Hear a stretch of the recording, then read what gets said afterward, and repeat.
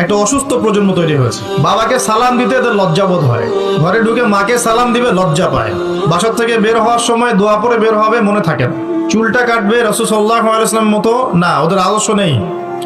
Dress up get up পোশাক আশাক হবে ইসলামিক লেবাস, ওদের লজ্জা লাগে, মনে হয় যেগুলো এই যুগে মনে হয় চলে না।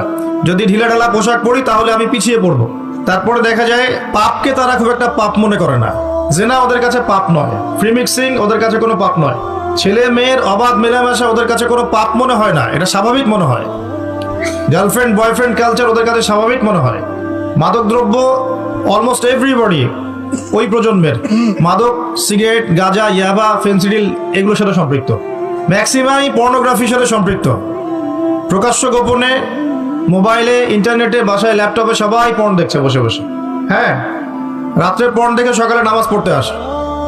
তারপরে অপসংস্কৃতি, বিভিন্ন কনসার্টে এদেরকে পাবেন আপনি, বিভিন্ন এই যে পিকনিকের মৌসুম চলছে এখন, উচ্চস্বরে গান বাজনা বাজাবে, হ্যাঁ ওখানে মাদকদ্রব্য সেবন করবে, সারা রাত জাগবে, ওখানে পাবেন আপনি এদেরকে। রাত 3টা 4টায় অ্যালার্ম দিয়ে থাকে যে আর্জেন্টিনা আর ব্রাজিলের খেলা আছে, এই জন্যে তাহাজ্জুদ উঠতে পারে না। পড়াশোনা করছে, কি পড়াশোনা করছে আল্লাহ ভালো জানেন, এবং এই পড়াশোনাগুলো দিয়ে দেশেরই বা কি উপকার হচ্ছে আমি সেটা দিয়েও প্রশ্ন তুলতে পারি। কতজন বিজ্ঞানী তৈরি করেছি আমরা, কতজন আইনস্টাইন তৈরি হয়েছে, উচ্চশিক্ষার জন্য বাইরে যাচ্ছি, ডিগ্রিগুলো অর্জন করে দেশে আসছি, এসে বলছি আল্লাহ বলতে কেউ নাই। একটা অসুস্থ প্রজন্ম তৈরি করছি আমরা।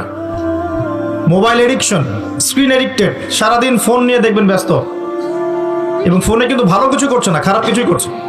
ফ্রি ফায়ার খেলছে, পাবজি খেলছে, ফোনে ফোনে জুয়াও খেলা হয় এখন, ফোনে এখন জুয়াও খেলা হয়। এক জায়গায় গোল হয়ে বসে আছে, জিজ্ঞাসা করুন কেন, ইনভেস্টিগেট করে দেখবেন লুডো খেলছে। লুডো, এই লুডো নামে যে একটা গেম আছে আমরা জানতামই না, ভাবতাম যে একসাথে গোল হয়ে বসে কি করে এরা। একদিন এক যুবক বললো যে লুডো খেলে। একটা অসুস্থ প্রজন্ম তৈরি করেছি আমরা। এই প্রজন্মের হাতে দেশও নিরাপদ না। এই প্রজন্মের হাতে উম্মার কথা অনেক দূরের কথা, মুসলিম উম্মা অনেক দূরের কথা, দেশও নিরাপদ নয়। যারা এদেশকে গড়ে দিয়েছে তারা আমাদের মতো ছিল না, তাদের শৌর্য বীর্য ছিল, গায়রত ছিল, ব্যক্তিত্ব ছিল। আমাদের দাদা পরদাদা, তাদের ব্যক্তিত্ব ছিল, গায়রত ছিল, শারীরিক শক্তি ছিল, মানসিক শক্তি ছিল। এখনকার প্রজন্ম দেখছেন অঙ্কে 80 নাম্বার না পেলে, একটা A+ না পেলে আত্মহত্যা করে ফেলছে। ভাবখানে এমন জীবনটাই নষ্ট হয়ে গেল। একটা A+ পায় নাই, আত্মহত্যা করে ফেলছে। ওর দ্বারা আপনি উম্মার বিজয় কামনা করছেন। একটা অসুস্থ প্রজন্ম তৈরি করছি আমরা। খুব গড় করে